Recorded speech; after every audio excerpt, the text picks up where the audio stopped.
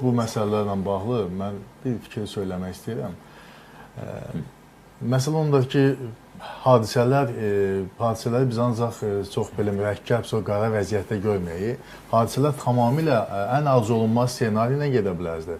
Rusiyadan çox ciddi dəstək var idi. 100 mindən çox hətta ifadələr var idi ki, Ermənistana erməni əsilli insanları göndərirlər ki, seçki prosesində iştirak etsin və Paşinyan əleyhinə səs versin.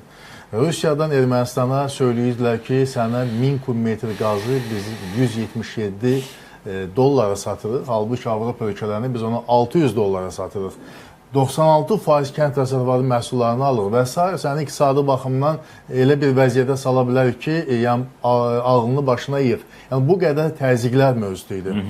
Və bütün bu reallıqlar fonunda, yəni, bir mənalı söyləmək ki, Paşinyan qalib gələr və indiki şəkildə qalib gələr, hətta o da müşkülən qəliz məsələ idi.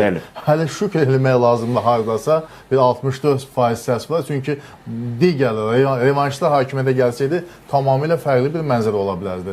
Ona görə də mənim mövqeyim bu məsələlərlə bağlı elədir ki, istənilən halda hələ biz tələsik rəqəmlərlə bağlı nəticə çıxarmayaq.